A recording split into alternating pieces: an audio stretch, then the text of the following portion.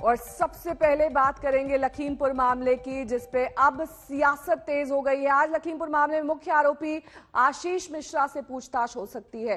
कल केंद्रीय गृह राज्य मंत्री अजय मिश्रा के बेटे आशीष मिश्रा को पुलिस ने समन जारी किया है।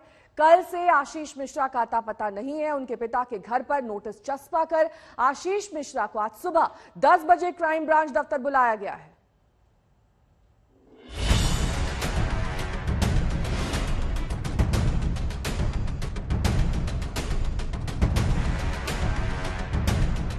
चौतरफा राजनीतिक दबाव के बाद आखिरकार पुलिस ने वो काम शुरू कर दिया जो उसे काफी पहले करना चाहिए था। 3 अक्टूबर को लखीमपुर के तिकुनिया में कथित रूप से जीप से कुचलकर 4 लोगों को मारने के केस में पुलिस ने केंद्रीय गृह राज्य मंत्री अजय मिश्रा के बेटे आशीष मिश्रा को आज पूछताछ के लिए बुलाया है। 3 अक्टूबर के बाद मीडिया में अपनी बेगुनाही को लेकर लगातार इंटरव्यू देने वाले आशीष मिश्रा का कल से कोई पता नहीं है। लिहाजा पुलिस की टीम कल शाम उनके घर पर ये समन चस्पा कर चली गई। समन में कहा गया है, मुकदमा संख्या 219/2021, धारा 147, 148, 149, 279, 338, 304A, 302, 120B, थाना तिकुनिया जनपद खीरी के संबंध में जो तथ्य आपके संज्ञान में हैं, उन्हें प्रकट करने हेतु आपको निर्देशित किया जाता है कि दिनांक 8/10/2021 को समय 10 बजे प्रातः अपराध शाखा कार्यालय रिजर्व पुलिस लाइन जनपद खीरी में व्यक्तिगत रूप से उपस्थित होकर वस्तु लिखित मौखिक या इलेक्ट्रॉनिक साक्ष्य प्रस्तुत करें। को साफ तौर पर लिखा गया कि आशीष मिश्रा को 8 अक्टूबर 2021 को सुबह 10 बजे क्राइम ब्रांच जो रिजर्व पुलिस लाइन लखीमपुर में उनका दफ्तर बनाया गया, वहां पर व्यक्तिगत तौर पर उपस्थित होकर अपने बयान दर्ज कराने होंगे, अपने साक्ष्य प्रस्तुत करने होंगे।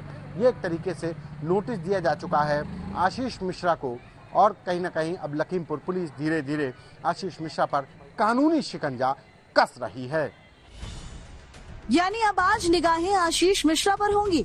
इससे पहले एक अहम घटनाक्रम में लखीमपुर कांड में 2 लोगों आशीष पांडे और लव कुश को गिरफ्तार कर लिया गया है।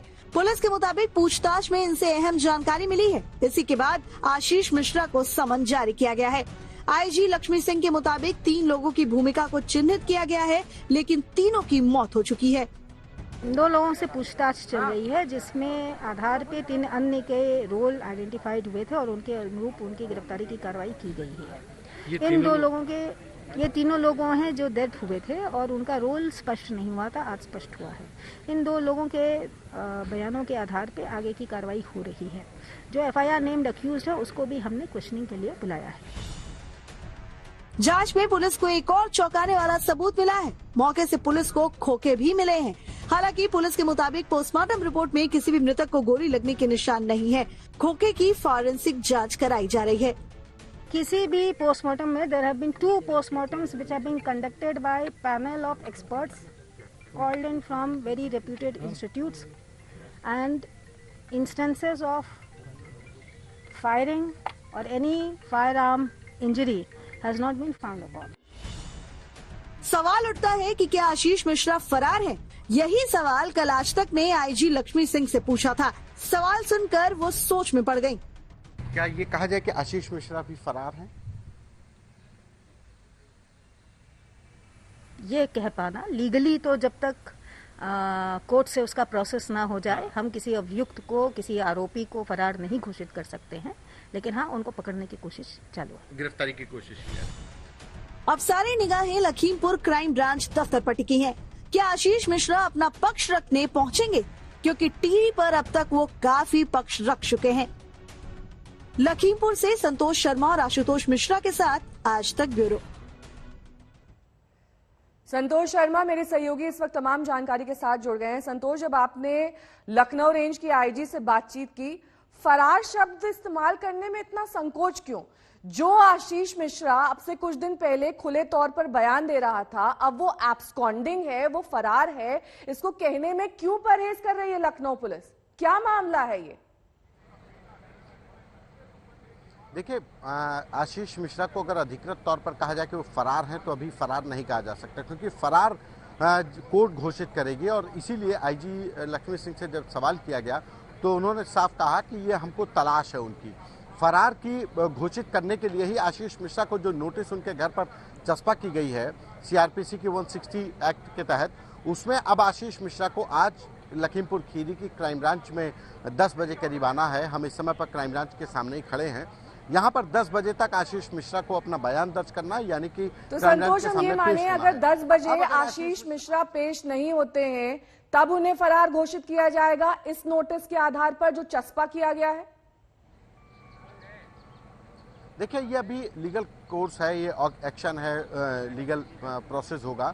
इसके बाद इनको दोबारा एक नोटिस दिया जाएगा, फिर इस बात की शिकायत कोर्ट में की जाएगी कि हमने आशीष मिश्रा को नोटिस दिया है उनको आने के लिए, लेकिन ये आ नहीं रहे, तब कोर्ट उनको भगोड़ा घोषित करेगी। ये लीगल कोर्स ऑफ एक्शन है जो कोर्ट के द्वारा जारी होगा। लेकिन हाँ, इतना जरूर है कि लखीमपुर खीरी पुलिस ने आशीष मिश्रा को भगोड़ा घोषित करने की कार्रवाई शुरू कर दी। अगर आशीष मिश्रा यहाँ पेश नहीं होते हैं लखीमपुर पुलिस के सामने या वो गिरफ्तार नहीं होते हैं तो कहीं ना कहीं फिर कोर्ट अंतिम फैसला करके इनको भगोड़ा घोषित करेगी। जी, साथ ही संतोष, आप इस पूरे मामले पर लगातार नजर बनाए हुए हैं। जब भी आईजी से बात की जाती है, किसी पुलिस अधिकारी, बड़े आला अफसर से बात की जाती है, बहुत सोच समझकर सभी बयान दे रहे हैं। क्या इंस्ट्रक्शंस जारी किए गए हैं कि पुलिस को खुले तौर पर इस मामले में कुछ नहीं बोलना है, उससे परहेज करना है? क्या चल क्या रहा है? क्योंकि 2-3 दिन से लगातार बयानों में, पूरे मामले में एक तरीके से ये देखा जा रहा है कि कहीं ना कहीं प्रोटेक्शन भी है। देखिए, ये पूरा मामला बहुत हाई प्रोफाइल है, देश भर की निगाहें लगी हुई हैं, क्योंकि मामला देश के गृह राज्य मंत्री अजय मिश्रा के बेटे आशीष मिश्रा का जुड़ा हुआ है। बाप समझिए कि सियासत कितनी तेज हो गई है कि प्रियंका गांधी, राहुल गांधी आ रहे हैं, अखिलेश यादव आ रहे हैं, सतीश चंद्र मिश्रा आ रहे हैं, आज नवजोत सिंह सिद्धू आ रहे हैं। मतलब रोज न रोज राजनीतिक दलों के लोग वहां परिवारों के साथ संवेदना प्रकट करने आ रहे हैं। जो पॉलिटिकल जो टेम्परेचर है वो बढ़ा हुआ है। ऐसे में अगर पॉलिटिकल पार्टी अगर देखा जाए तो उत्तर प्रदेश में बीजेपी या बीजेपी की सरकार ऐसा कोई बयान अधिकारियों के द्वारा नहीं देना चाहती जिससे कि वो पॉलिटिकली कहीं फंस सकें। वहीं दूसरी तरफ ये चूंकि मामला हाई प्रोफाइल है, कानून की पेचीदगियों के साथ ये कोर्ट में जाएगा, क्योंकि सभी को पता है कि इस मामले की लंबी लड़ाई कानून कोर्ट में लड़ी जाएगी। लिहाजा अधिकारी भी इस पूरे मामले को लेकर के जो दस्तावेज हैं उनको पुख्ता कर रहे हैं, जो लिखा पढ़ी जिसको कहते हैं वो पुख्ता की जा रही है, जो बयान है वो भी देना, क्योंकि उनको लगता है कि आखिरी सवाल संतोष, क्या सबूतों के आधार पर, गवाहों के आधार पर जो उस वक्त उस दिन वहां पर मौजूद थे 3 अक्टूबर को, ये साबित हो रहा है कहीं ना कहीं कि आशीष मिश्रा गाड़ी के अंदर थे? देखिए, आशीष मिश्रा नामजद हैं इस पूरे मामले में। जो अभी तक जो पूछताछ हुई है, पूछताछ में 2 लोग, लवकुश और आशीष पांडे, ये 2 ही लोग जिंदा हैं जिनसे कि लखीमपुर पुलिस ने पूछताछ की और उसके बाद हर व्यक्ति का रोल सामने आया है। इनसे पूछताछ के बाद ही आशीष पांडे को नोटिस दिया गया है। ये लीगल कोर्स में है, लेकिन इतना जरूर है कि जो अभी तक पुलिस की कार्यप्रणाली है कि आशीष मिश्रा अब खीरी पुलिस के रडार पर हैं। घटना के बाद से 2 दिन तक लगातार आशीष मिश्रा और उनके पिता अजय मिश्रा बयान देते रहे कि वो तो घटना स्थल पर थे ही नहीं, घटना स्थल पर उनकी कोई मौजूदगी ही नहीं थी, वो तो अपने गांव में दंगल करा रहे थे और जो लोग थे उनके कार्यकर्ता थे, तमाम सफाइयां दे रहे थे। लेकिन जब से लखीमपुर पुलिस ने शिकंजा कसना शुरू किया है, कोई बयान नहीं दे रहा है। आशीष मिश्रा गायब हैं, अजय मिश्रा मिल नहीं रहे हैं। अजय मिश्रा दिल्ली गए हुए थे, गृह मंत्री ने बुलाया था, उसके बाद से अजय मिश्रा लखीमपुर में भी अभी नहीं दिखाई पड़े हैं। आशीष मिश्रा का पता नहीं है, पुलिस को नोटिस चस्पा करना पड़ा। यानी कि इस भूमिका में जैसे ही आशीष मिश्रा की भूमिका सामने आई, वो दोनों ही पिता पुत्र। बहुत बहुत शुक्रिया संतोष इस तमाम जानकारी के लिए। आपका नजर बनाए रखिए, तमाम अपडेट्स आपसे लेते रहेंगे। लेकिन इस मामले में आज उत्तर प्रदेश सरकार सुप्रीम कोर्ट में स्टेटस रिपोर्ट सौंपेगी। मामले का स्वतः संज्ञान लेते हुए सुप्रीम कोर्ट में कल सुनवाई शुरू हुई थी। इस बीच नेताओं का ताबड़तोड़ लखीमपुर दौरा जारी है। आज नवजोत सिंह सिद्धू पंजाब से अपना काफिला लेकर लखीमपुर खीरी पहुंच रहे हैं और इससे पहले राहुल गांधी, प्रियंका गांधी, अखिलेश यादव अपनी हाजिरी लगा चुके हैं।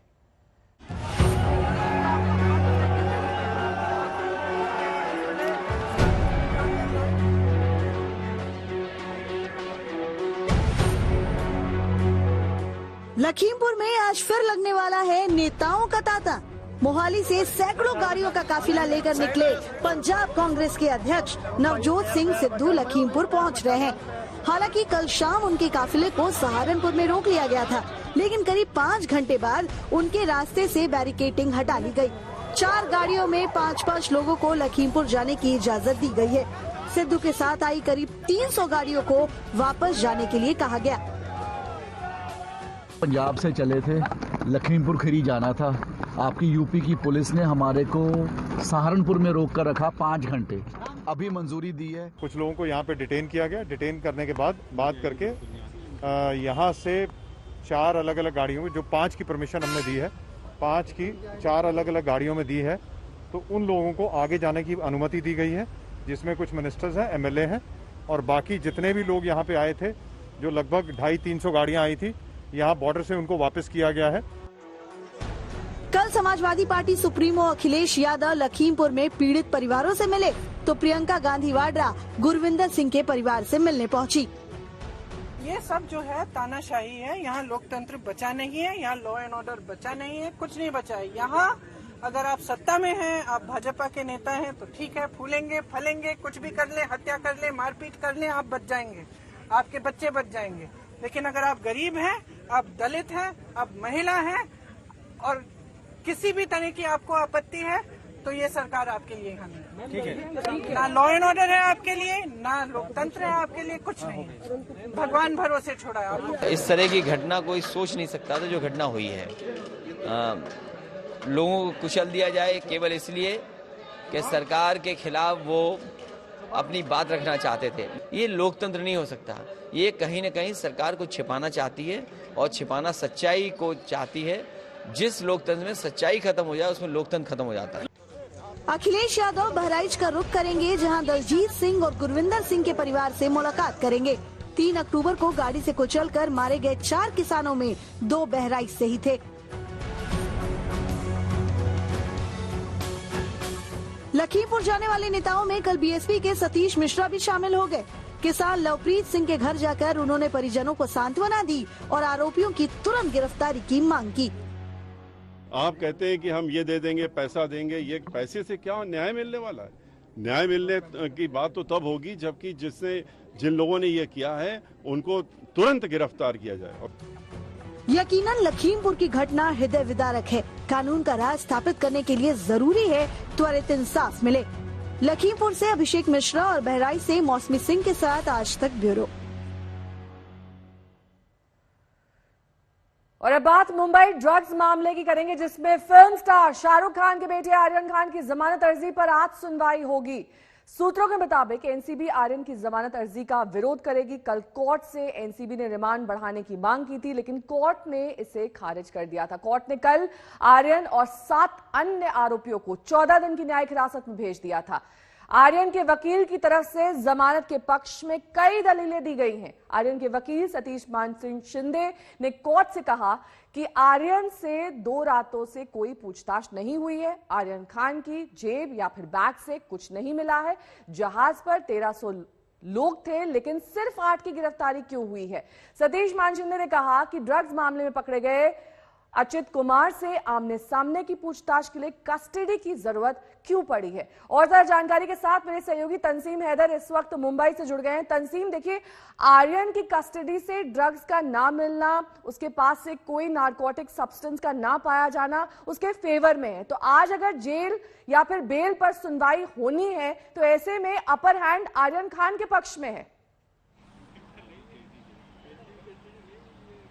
जी देखिए, जाहिर सी बात है, इसीलिए कल ही जब ये जुडिशियल कस्टडी में भेजे गए तो बचाव पक्ष के वकीलों ने 1-2 जमानत अर्जियां लगाई थी। एक अंतरिम जमानत के लिए, एक रेगुलर बेल के लिए अर्जी लगाई गई थी, जिस पे आज सुनवाई होगी और इनको जुडिशियल कस्टडी में कल भेज दिया गया था। जहां तक बरामदगी की बात है, आर्यन खान के पास से किसी भी तरह की ड्रग्स की बरामदगी नहीं हुई है और यही माना जा रहा है कि इसी वजह से वो उनका जो केस है वो मजबूत माना जा रहा है कोर्ट में, और जिसपे अभी 11 साढ़े 11 बजे करीब सुनवाई शुरू हो जाएगी। और इसमें चूंकि 8 आरोपी हैं, इनकी अलग अलग जमानत अर्जियां लगी हुई हैं, जिसमें मुनमुन धमीचा, आर्यन खान, अरबाज खान और उसके अलावा 5 और एक्यूज्ड हैं, उनकी भी बेल पे सुनवाई होनी है। तो जाहिर है कि अपर हैंड जरूर है और जो इनटेक बता रहे हैं ड्रग्स का, वो इस कोर्ट के अधिकार क्षेत्र में है कि वो इनको जमानत दे सकता है। इसी वजह से मुझे लग रहा है कि जो वकील बड़े कॉन्फिडेंट नजर आ रहे थे आर्यन खान के कल भी कोर्ट में,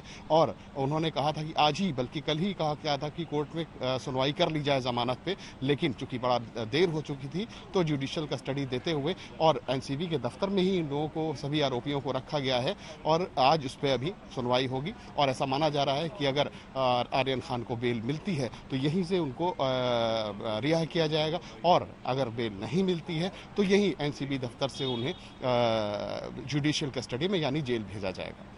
नेहा, बहुत बहुत शुक्रिया तंसीम इस तमाम जानकारी के लिए आपका। अब आपको सीधे इंडियन एयरपोर्ट ले चलते हैं जहां पर आज वायुसेना दिवस मनाया जा रहा है और रंगारंग तस्वीरें वहां से आ रही हैं, जहां पर हमने 2 दिन पहले देखा था कि फुल ड्रेस रिहर्सल चल रहा था, लेकिन आज वो दिन है जब असल में जमीन पर एयरबेस पर इस एयरफोर्स डे के रंग दिखाई देंगे, वायु वीरों का शौर्य दिखाई देगा। मार्च पास्ट आप देख सकते हैं इस वक्त वायुसेना के ये तमाम लोग कर रहे हैं। और वायुसेना दिवस दरअसल सालाना मनाया जाता है, लेकिन पिछले साल कोरोना के चलते ये रद्द कर दिया गया था। इस बार फिर से इसके रंग देखने को मिल रहे हैं इंडियन एयरबेस से, गाजियाबाद स्थित इंडियन एयरबेस, जहां पर आज अलग अलग विमानों के भी करतब दिखाई देंगे। आसमान सजा रहेगा और इस वक्त जो तस्वीरें आप देख रहे हैं, दरअसल इंडियन एयरबेस में एयरफोर्स डे पर जो उच्च अधिकारी हैं वो मेडल देते हुए उन लोगों को जिन्होंने अपना शौर्य दिखाया है।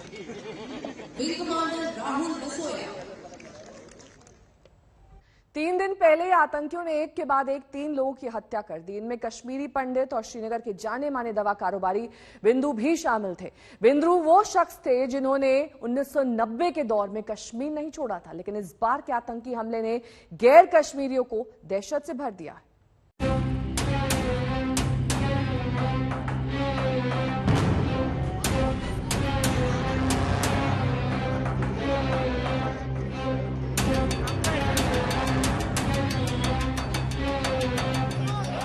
1989 से कश्मीर घाटी में कश्मीरी पंडितों के खिलाफ आतंक का जो भयानक दौर शुरू हुआ, उस वक्त से लेकर अब तक कुछ लोग हिम्मत से अपनी जमीन पर डटे रहे। श्रीनगर के माखनलाल बिंद्रू उन्हीं में से एक थे, लेकिन 32 साल बाद उनका वही अंजाम हुआ जो आतंकवादी चाहते थे। मंगलवार की रात श्रीनगर में उनके मेडिकल स्टोर में घुसकर आतंकियों ने बिंद्रू को गोलियों से भून दिया। बिंद्रू की बेटी रो रो कर सवाल पूछ रही है कि उनके पिता ने किसी का क्या बिगाड़ा था। इस इंसान ने ना अपनी पूरी जिंदगी सिर्फ सेवा में दी, मतलब हम लोग तो कुछ, इस इंसान ने अपना सारा जिंदगी अपना सब कुछ सिर्फ सेवा में ही दिया है। वो इंसान ये एक्सपेक्ट ही नहीं, मतलब उसके साथ ऐसा कुछ होना वो बहुत गलत बात है। माखनलाल बिंद्रू की हत्या ने कश्मीरी पंडितों के दशकों पुराने जख्म फिर से हरे कर दिए। कश्मीरी पंडित इस हत्या की तुलना 3 दशक पहले अपने खिलाफ हुई योजनाबद्ध हिंसा से कर रहे हैं। नाराज कश्मीरी पंडित जम्मू में सड़क पर उतर आए। ऐसे हालातों से कश्मीरी पंडित जो इनिशिएटिव कर भी रहा है वापस जाने के लिए, मंदिरों के द्वारा, खुद जाने के द्वारा, क्लस्टर में रहने का, इससे उन चीजों के ऊपर बहुत बड़ा असर आ गया, क्योंकि आज हर कोई परेशान है, अपनी जिंदगी बचाने के लिए वो वापस जाने के कंट्रीब्यूट करेगा। तो ये एक जगह फिर से वो फेयर इंक्लूड कर रहे हैं, इम्प्रूवमेंट कर रहे हैं, ताकि हम दोबारा न कर सके। बिंद्रू की हत्या से आतंकियों ने अपने उन इरादों को एक बार फिर जाहिर कर दिया है जो 1989 में नफरत का एजेंडा बना था। लाखों कश्मीरी पंडित उसी नफरत के एजेंडे का जहर आज तक अपनी जमीन से बेदखल होकर भुगत रहे हैं। बिंद्रू की हत्या इनकी वापसी की कोशिशों को बड़ा झटका है और इसीलिए विरोध की आवाजें गूंज रही हैं। जम्मू कश्मीर में चारों तरफ गुस्सा भड़क गया है। डोगरा फ्रंट और शिवसेना ने भी पाकिस्तान समर्थक संगठनों के खिलाफ मोर्चा खोल दिया है। बिंद्रू की तस्वीरें लहराते हुए कार्यकर्ताओं ने कश्मीर में आतंकवाद के लिए पाकिस्तानी साजिशों को जिम्मेदार ठहराया है।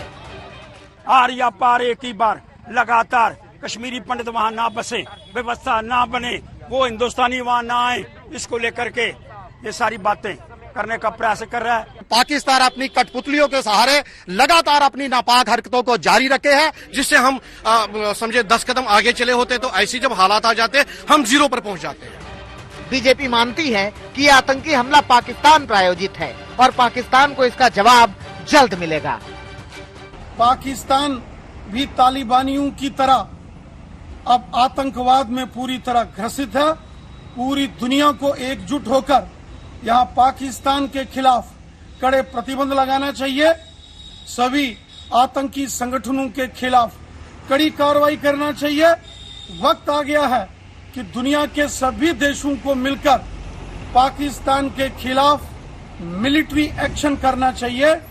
लगातार हो रहे आतंकी हमले सवाल उठा रहे हैं कि जब आतंकियों पर लगाम ही नहीं लग रही तो फिर कश्मीर को केंद्र शासित बनाने का फायदा क्या हुआ। बीजेपी कहती है कि आतंकी वारदात में कमी आई है। लगभग 1-1.5 वर्ष में 650 से भी ज्यादा मिलिटेंट्स को मार गिराया है। पाकिस्तान के झंडे वहां नहीं चढ़ते, ये रोजमर्रा के बंद नहीं होते वहां पर, और पत्थरबाजी खत्म कर दी गई है। लेकिन आज भी कुछ ऐसे informers, overground workers, underground workers काम कर रहे हैं जिनके कारण से इस प्रकार की घटनाओं को अंजाम दिया जाता है। लगातार हो रहे आतंकी हमले ने केंद्र सरकार पर विपक्षियों को हमला करने का मौका भी दिया है। सूबे के पूर्व मुख्यमंत्री और नेशनल कॉन्फ्रेंस के नेता उमर अब्दुल्ला ने ट्वीट किया। श्रीनगर में एक और चौंकाने वाली खबर आ रही है। इस बार ईदगाह स्थित सरकारी स्कूल के 2 शिक्षकों की हत्या। आतंक के इस अमानवीय कृत्य के लिए निंदा के शब्द पर्याप्त नहीं है, लेकिन मैं मृतकों की आत्मा की शांति के लिए प्रार्थना करता हूँ। शोक, संवेदना और सियासत से इतर 5 दिन में 7 लोगों की हत्या के बाद कश्मीर से दिल्ली तक हलचल बढ़ गई है। गृह मंत्री अमित शाह ने हाई लेवल बैठक की है। अब जरूरत है और सख्ती की, अब जरूरत है एक्शन की, ताकि आतंकी सिर उठाने की जरूरत न कर सके। जम्मू से सुनील जी भट्ट और श्रीनगर से अशरफ वानी के साथ आज तक ब्यूरो। 89वां वायुसेना दिवस आज मनाया जा रहा है 8 अक्टूबर के दिन, और इस वक्त भी मार्च पास्ट किया जा रहा है हिंडन एयरबेस पर, जहां पर पिछले 2 दिन से तैयारियां चल रही थी। एयरफोर्स डे पर वायु वीरों का शौर्य, इसके साथ ही बस आगे बढ़कर कुछ कर दिखाने का तमाम रंग वायुसेना दिवस के हम आप तक पहुंचा रहे हैं। इस प्रकार पदक से भी सम्मानित किया गया उन वायु वीरों को जिन्होंने LAC पर जब गलवान में चीन के साथ 2-2 हाथ हो रहे थे तब किस तरीके से अपना शौर्य दिखाया था, उन तमाम वीरों को भी आज सम्मानित किया जा रहा है। कि उनके मन में किसी प्रकार के भय का संचार ही नहीं हो पाता। अनेक राष्ट्रीय समारोहों में जिस प्रकार के करतब वायु सैनिक दिखाते हैं वो